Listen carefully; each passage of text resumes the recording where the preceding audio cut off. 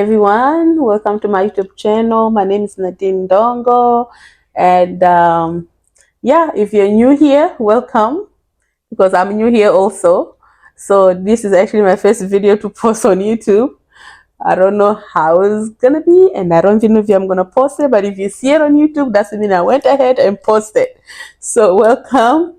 And if before you exit, please don't forget to subscribe and share to your friends and family. Subscribe and share. That's gonna mean a lot to me. Thank you so much for coming, and we're gonna have a lot of fun together. Don't worry, you won't regret it. Okay, but for today's video, it's gonna be about grieving and losing a child. So if you know someone who like to hear about grieving and losing a child, please, I will ask you, or if you're someone who's passing through it at the moment and you don't want to hear anything about it, please, I will ask you to exit this video right now, because I don't want you to, to just to listen to it. It won't be good for you at the moment. And for those who want to listen, thank you for listening, and thank you for being here today. And please be sensitive to about what you say in the comment. If you want to write anything, be sensitive, because I'm still grieving at the moment, and everybody grieves differently. So there's people who grieve maybe few months, few years, and people grieve forever. So please don't be harsh in the comment. Be nice. That's all I ask. Thank you so much. As I said again, my name is Nadine Dongo, and I got three boys, and I'm married. And yeah, and I'm married to a very really nice man, and I have really beautiful three boys at home. And I lost one. I lost a girl. I lost a baby girl in 2024. She was very beautiful. Her name was Annabelle. Annabelle Ndongo. And that's who I'm going to talk about today. And yeah. So in 2024, the beginning of 2024, we received a new. I wasn't feeling good, so I'm like, let me test. Let me get a test, because I didn't think I was pregnant, but I'm like, let me try. Let me see if I'm pregnant. I took a test. It says yes, I was pregnant. I was so excited, and because by then I had three boys already, so I wanted a girl. So I was praying God. I'm like, God, I hope this one is a girl, because I really wanted a girl. Everybody in the family wanted a girl, so we all hoped for a girl. Then yeah, my husband was happy. We were all happy. The kids was happy. We were all so excited that we were pregnant, but we were praying it's gonna be a baby girl. And everything went well. We waited until from first ultrasound. You have to wait until the week 20 for you to know what baby is it, if it's a girl or boy. So I remember I wanted to make it special, so I waited for the 3D for us to see the gender. So I waited for like 29 weeks for us to go see the gender on 3D ultrasound. I took all my family. They gave us a nice big room, and we couldn't wait to know the gender of the baby. And we all knew it's gonna be, I don't know. Some people say it was a boy, some people say it was a girl, but we were all praying and wishing it's a girl. So when the when the ladies start doing the ultrasound on me, I knew it was a girl right away, because I didn't see anything about boy on ultrasound. I saw everything flat, so I knew it was a girl. And I saw her face, because she knew we wanted a girl also. She was laughing, and she started laughing. She's like, oh my God, you guys, your wishes came true. You're having a baby girl. Oh my God. You should see the boys. You should see my husband. He was so excited. He's going to be a dad of a girl. Oh my goodness. He was so excited. We're all so excited. Ooh. I was hungry, but that moment I felt so full. I was like, oh my God, there's a girl in the house, and everything. Like, We were all so excited, and everything was going good. I was going to my appointments, and then because I was doing, and one other thing I'm gonna mention, I wanted to try for VBAC. VBAC is when you had a C-section before, but you want to try for natural birth. So I wanted to try that because I already had two C-section. So two cesarean. So I wanted to try for VBAC. I wanted to try for natural birth. I did ask my OB. My OB said, "Yeah, you had a baby a while ago. You healed good. You can try for VBAC. Why not?" So she said, because I wanted to try for VBAC, that means they're gonna have to monitor the baby to see if the baby is not growing too big. Because if the baby was growing too big, then that means I couldn't have a VBAC. I said no, no problem, it's fine. So I was going regularly to ultrasound just to make sure the baby's at normal size. And yeah, everything was going well. The baby was growing good. She wasn't. They were telling me the baby's not too big, it's not too small, it's at a good size. So yeah, we're going good. At 30, I would say at 35 weeks, I started telling my doctor that I'm not feeling the baby as much, like how they move. As they said, well, because the baby's getting big, so you won't feel the baby as much as you used to feel them a few weeks ago. I said, oh, okay, no problem. But there was something in me, mother knows. We know. Especially if you've been pregnant before, there's, okay, but what can we do? Believe the doctors. I guess I did, and I wish I didn't. So a 37-week came. I called again. I told the doctor I wanted to see her. She said, okay, come in. I told, I'm not feeling the baby as much as I should. She said, no, the baby is fine. She listened to the heartbeat, and the heartbeat was perfect, was normal, everything was fine. She's like, if the heartbeat is normal, the baby is good. You okay? She asked me, how did the ultrasound do? The ultrasound said was good. She said, yeah, you see, you're good to go. I'm like, okay, no problem. Then 38-week came because she said, if I reach 40 weeks, then that's mean I will have to do ultrasound. So I was praying. I was doing everything you can, especially at 30 weeks. Oh my gosh. I ran stairs. I was outside for walks. I did everything you can think of just to bring this baby down. But this baby didn't want to come down early. So I went to my, as I was saying, I went back to my 38 appointment. I told her, actually, I think my mom was here by then at 38. Yeah, my mom was here at my house because she usually come and help me with the kids, especially when I'm about to give birth. So my mom told me, just take your clothes because I don't think you're coming back because your stomach is just too big. That's exactly what my mom said. Your stomach is big. And the way you're walking and the way you're complaining about baby not moving, just take the baby clothes, baby bag. I don't think you're coming back today without a baby.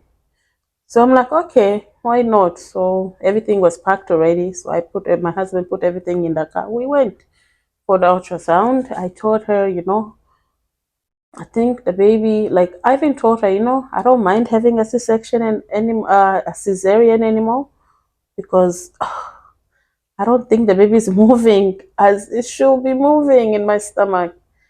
The doctor listened to the baby again. She said, the baby is moving well. You're doing good. The baby is fine. So then she's like, unless you want to take the baby who's fine out, you don't want to try. I'm like, okay, if you say so, the baby's fine, then I'm okay. But in back of my head, I was worried. I was very worried. So I went back. I came back home. My mom looked at me. I looked at her. She said, why are you back? I said, the doctor said the baby's fine. She said, okay. Then at 30, I think almost 39 weeks. Yeah, almost 39 weeks. One, I think, was Friday or so. I woke up. No, the whole night I was trying to move the baby. My stomach was heavy but light at the same time. I don't have to explain it. I can feel the baby is in there, but it felt weird. Like it didn't feel like the pregnant, heavily woman feels. Like it was feeling weird. The whole night, like I woke up the whole night. I didn't sleep. I woke up in the morning, early morning. I told my mom. My mom said go for walk and see if the baby's gonna move a lot. You know, sometimes you go for walk, they usually move. So I went for walk. I came back, silence in my stomach. I had a big stomach was there, but it was very silent. Like I'll feel like small, you know, like at the beginning when your baby is about to start kicking when you're pregnant. That's how I was feeling, heavily pregnant. So I knew there's something wrong. So my mom said, go shower, go bath, and see if the baby's gonna move. So I went for bath. My baby didn't move. I sat there trying to move the baby, trying to make like the baby was moving, but it didn't move the way the baby is supposed to be kicking at that age. He didn't move strong. He didn't move. He didn't move my stomach. So I dressed up. I came downstairs. I told my mom, I don't know what's going on, but she didn't move. So my mom said, call your husband. And I'm so sorry, guys. I'm getting emotional again. But it's like just yesterday. So my mom said, call your husband. You guys should go to emergency and call the hospital. I did call the hospital. They told me to come in. They told me to come in and see if everything is okay. Likely, my doctor was there too that day at the hospital because she usually work on the in the clinic, not in the hospital. So that day she was in the hospital doing cesarean on other people. So when I reached there, they put me on monitor so they can monitor the baby. I was asking the nurse, how's the baby? You know, when the baby is fine, they usually tell you, oh, the baby is fine. Look, breathing good, the breathing is wonderful. But the nurse I was asking, she was trying to ignore my question, like, oh, it's okay. Like, we're still monitoring it, so don't worry. The doctor's gonna come in and she's gonna explain to you, but just wait for the doctor. As I waited there, I was trying to encourage myself. You can tell, like, my husband was trying to encourage me, he was just trying, everything's fine. God is there, nothing's gonna happen. But I knew something was wrong. But even though I knew something is wrong, but I never expected that is that wrong, is that bad. Like I knew, like in my head, I was just thinking, okay, it's bad, but like my baby's fine, Like I still felt kicked. It's just that it's not too strong, you know what I mean? So the doctor came, like as she came with so many nurses, and I was like, oh my gosh, there's so many of them, Like so I knew, like, whew, it's either something is wrong. They already told her, like, yeah, come fast, something is wrong. I was worried. I was worried, but I didn't want to be worried at some time. She told me, okay, Nadine, your baby's breathing. Like, she's still breathing. She told me your baby's there. She's breathing good. It's just that every time you have so she said I'm having like it's like she's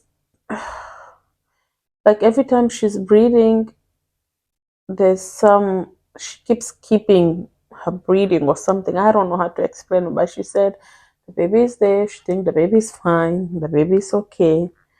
But she just want to make, because she even asked me, do you want to go home or you want me to do the cesarean today?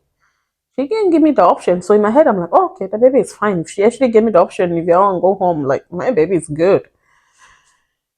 So I told her, I don't. If my baby is, if you have, if you're a doctor, you're telling me there's a slight chance my baby is not doing okay, then I'd rather do the cesarean today instead of going home. I'd rather go home with my baby. That's exactly what I told her. I'd rather go home with my baby instead instead of me going home empty-handed. And she said, "There you go. Let's take the baby out." I was so excited already. I didn't even care anymore about trying for B back. In my head, I was like, "Oh my God, I'm gonna see my baby. I'm gonna." I was so excited already. Like I didn't care anymore about the V back, about trying for natural birth, because in my head I'm like, if the baby is fine, I'm okay, I'm good, I'm strong, and I couldn't wait to see my baby girl. So I was like, ooh. I called my husband's brother and we prayed, which I call my father-in-law. We prayed together. We prayed. He prayed for me. But as he prayed, I felt like instead of, like me being excited again, I felt like something is wrong. Something is wrong. So I started crying as he prayed. He prayed for me before we went to Tira in the where they're gonna do an operation to get the baby out. So he prayed. I said, "Thank you." We went. They did so fast. Like everything was going fast. Like, I don't know. Like, I feel like I'm flying. I was flying, flying. Everything was so fast. Like, I saw like almost 100 nurses. Tum, tum, tum, tum. In one room. The room was full of a lot of people. In my head, I'm like, the last time I had babies, this room wasn't this full. So, but I still kept on hoping. I said, nope, there's nothing wrong. There's nothing wrong. There's nothing wrong. No doctors, they usually don't tell you everything. They usually don't tell you everything. Then they did the operation. The baby came out. Oh, she was so beautiful. The baby, oh.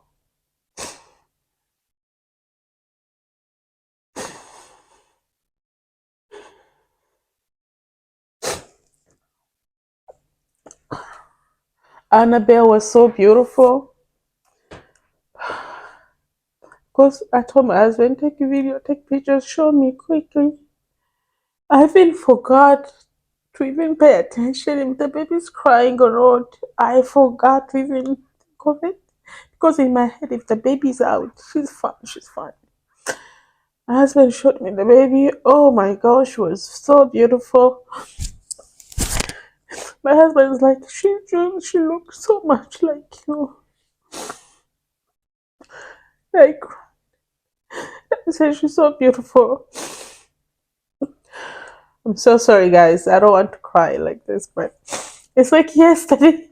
It's like yesterday. It's like I want to talk about it because I know a lot of people are going through this, and I hope this video is gonna help them. That knowing that it's not just them passing through this, it's everywhere, and that they're gonna be okay. Um, as so after a few seconds, that's when I my mind came and kicked in, and like my baby's not breathing. You know me, I cannot see what they're doing over there. So I told my husband, go see, like, go see the baby. Like, just leave me here. The doctor has me. You go be with the baby and see what they're doing. As they cleaning her, I wanted him to go there. So as he went there, I started yelling and screaming, why isn't my baby not crying? Then the doctor told me, your baby's fine. She's breathing. It's just that we're trying to get her to cry. That's exactly what they said. Baby, your baby's breathing. I don't know why she's not crying. So because kept asking and asking, then I think the doctor told them to move the baby to other room so that I won't be too worried. They went. I told my husband to follow the baby. He went with them. As I lay there and wait for the doctor to finish to finish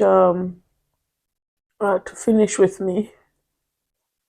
So after few, like let's say after 10 minutes, my husband came back and he showed me again the baby's pictures again, more pictures. She was so beautiful. Oh, and I was like, oh my God, I can't wait to hold her, to kiss her, and to just tell her brothers she's here. That's what exactly what I was thinking about. Oh my God, think of those cute clothes at home that she's gonna be wearing and everything. Like I was thinking of the princess of the house, you know. And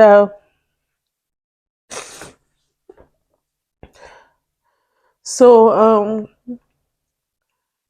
then after 10 minutes, when my husband came to show me more pictures, I asked my husband. I told him, where's the baby? Like, why did you leave the baby? He said, baby's fine. I'm just coming to tell you something. So I asked him, what is it? He said, the baby is fine. The baby is breathing. It's just that her heart, they think there's something wrong with her heart a little bit.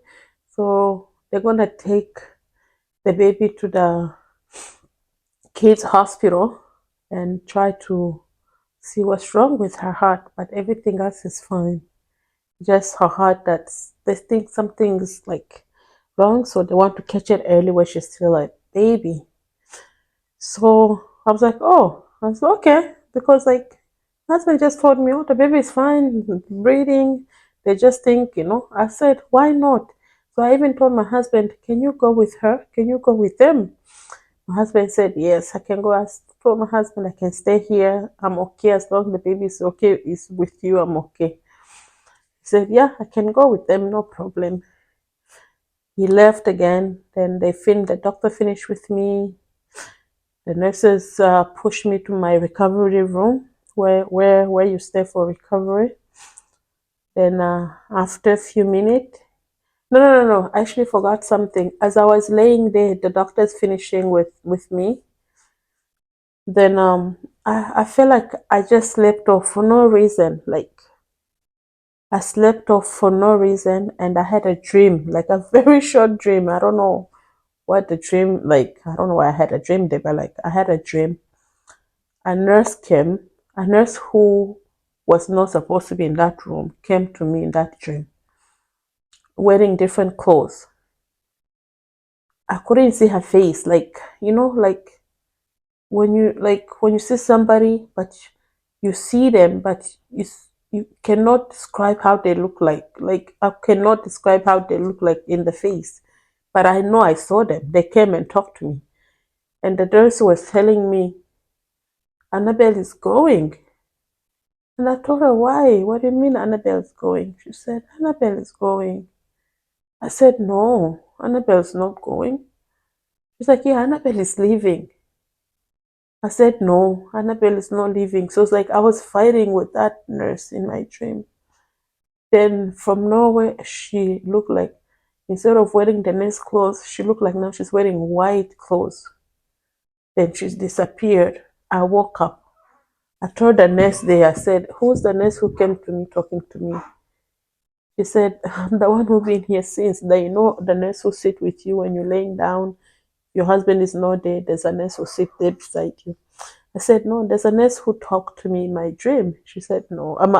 There's a nurse who just came here. And she said, no. I asked her, was I sleeping? She's like, no, you haven't been sleeping. So I told her, yeah, I've been like, I just had a dream. She said, well, sometimes the medicine that we gave you makes like people think, a lot of things. I'm like, oh, okay. But that dream stuck with me. And then they took me to my recovery room. In my recovery room, I stayed there for a few minutes. My husband came again. That's when he told me the story how they're going to the kids' hospital to see what's wrong with the baby. Then that's when I told him, please follow the baby with you. Please follow the baby. Then he did. He said, okay. He left. Then as he left, two nurses came. They put me to my original room. In my original room, I stayed there for a few minutes. Then another nurses came. Two nurses again. They told me, oh, The doctors want to have a word with you. I said, what do you mean the doctor want to have a word with me? Why can't they come to my room?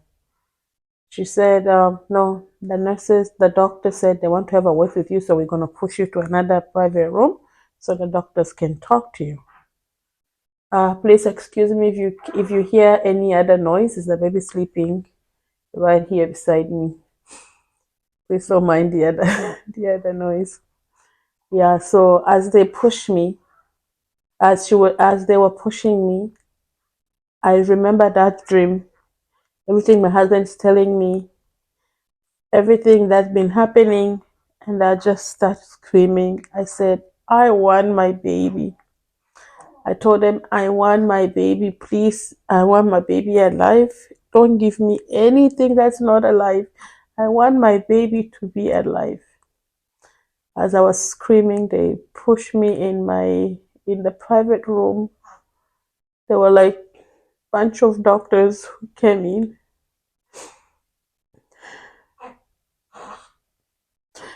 My doctor who did my C-section came in. You can tell she couldn't keep a straight face. Like she wanted to cry out.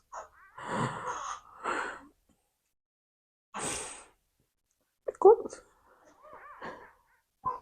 she remembered everything I've been telling them that my baby is not okay. Sorry guys, I have to stop. Okay. So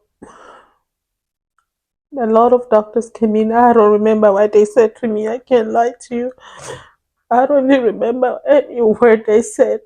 Because the only thing I remember is a doctor bringing my baby in their hands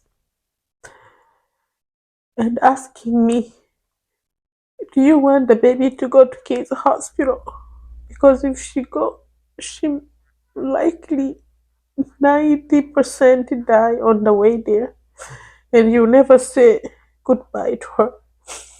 Or you want to hold her for the few minutes that she has and say goodbye to her.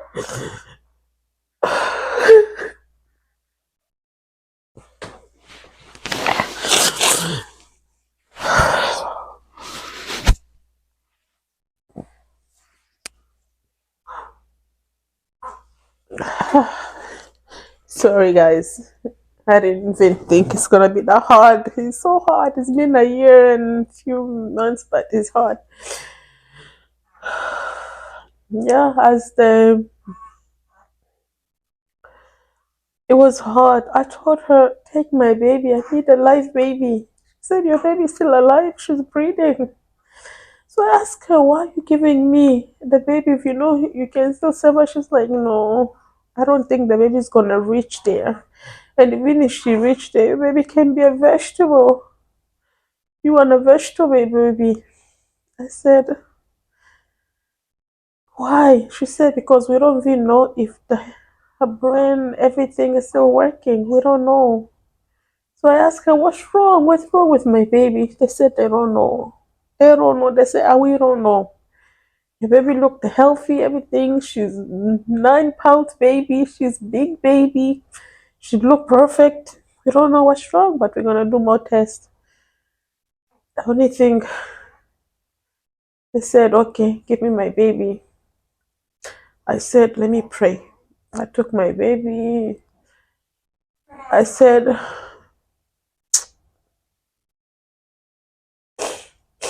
let me pray. I took my baby. I said, God, if you are God, let my baby live. I opened my baby's clothes, what they were wrapping her with. I put her on my chest. She was so warm, more she was breathing. I can feel her breathing on my chest. She was breathing. It's like she's struggling to breathe. I put her on my chest. I prayed. I said, God, please heal my baby. I called anybody I can call to pray with me. I called people to pray with me. We prayed. We prayed. I said, God, please Don't take my baby away. No now. No now. No now after seeing her. No now. Please. I prayed. They said, we're gonna leave your baby until when you're ready for us to take your baby, then you can call us. I prayed. After like, let's say, maybe 15 minutes of praying, I start feeling my baby getting cold. She suddenly stopped breathing on my chest. And instead of her being cold, instead of her being warm, she was getting cold and cold. So I start putting the clothes I'm wearing. I cover her and I prayed still. I prayed. I don't know.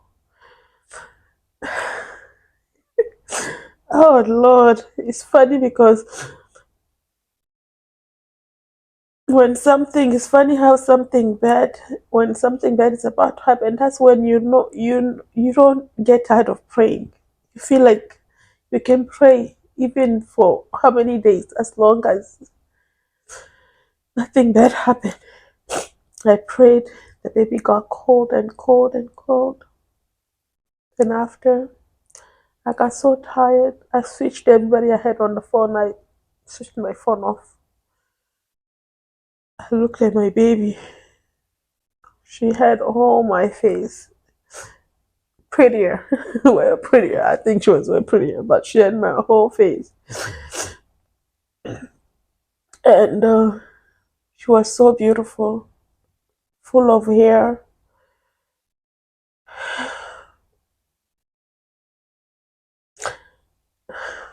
I know they say everything, thank God, but I did not thank God. I cursed God. At that moment, I did curse God. I said, God, you are not a nice God. You are not a good God. You are not anybody's God. If you can allow my baby pass away like this, you're not a nice person. You're not a good God. I curse and I curse and I curse and I curse. I cursed him a lot. I kissed my baby. They said they came in. They're like, "Are you okay?" I didn't answer. They took me to my other room. They actually gave me a different room. I didn't share a room anymore. They gave me a private room. I stayed there with my baby the whole night. The whole night. I hold my baby. I was thinking maybe there's a hope. There's a slight hope that the baby's gonna wake up again.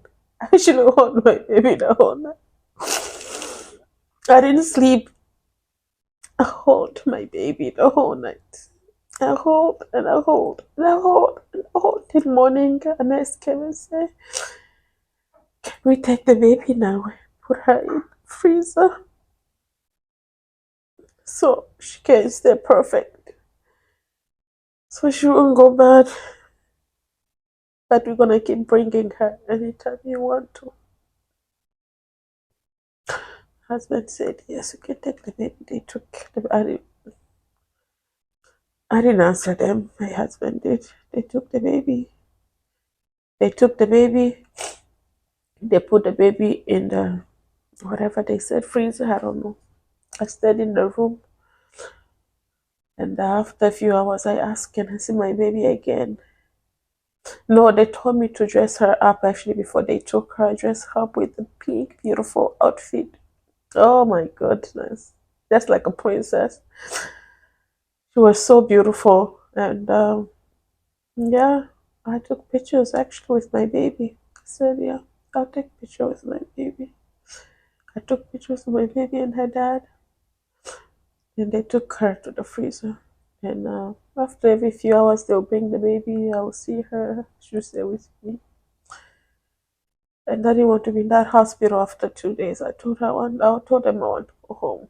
I didn't care if you had cesarean or not. I wanted to be home. It was so depressing being there. But again, leaving my baby in that hospital in the freezer, That was another hardest thing to do. I don't know how you guys do it. Anybody else? I don't know how anybody else do that. Because the only thing when I came home is like I just abandoned my. Uh, I, I just left my baby in the hospital by herself. Now I can't even like ask them to see her or anything. Like I feel like left her like behind. Oh, even though she was dead, and in my head I was not thinking she's dead.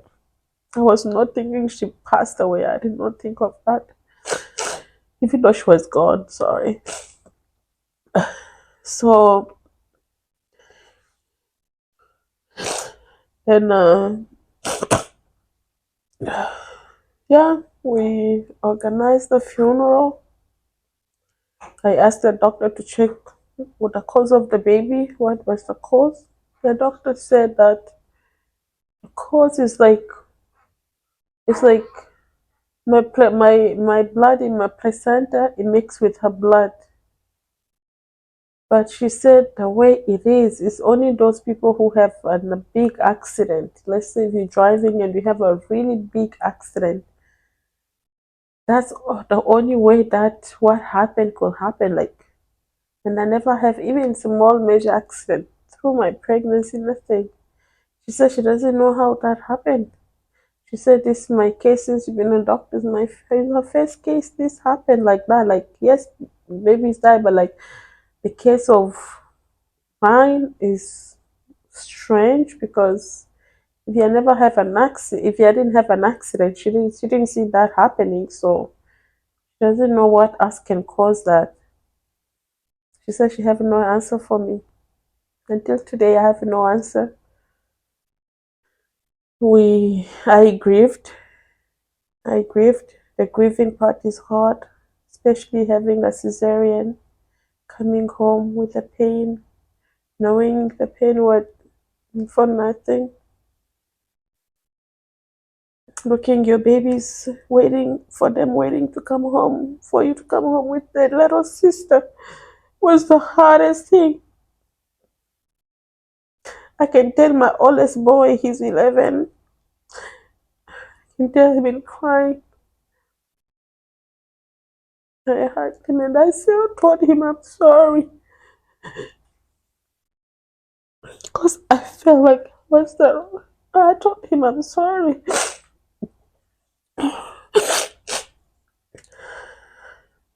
I'm sorry your sister couldn't come home. He said it's okay, mommy. There's gonna be a next one. That's exactly what he said. It's okay, mommy's gonna be a next one.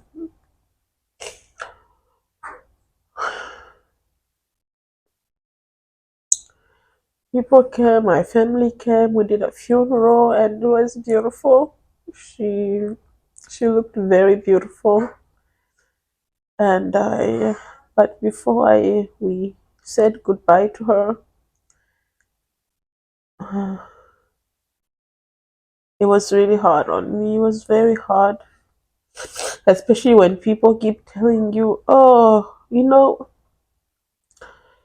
one thing I'm gonna advise people is that when somebody lose their loved one, don't don't don't don't try to start bringing like the answer. Oh, maybe if you did this, maybe if this happened, maybe no, don't do that. A lot of people did that to me.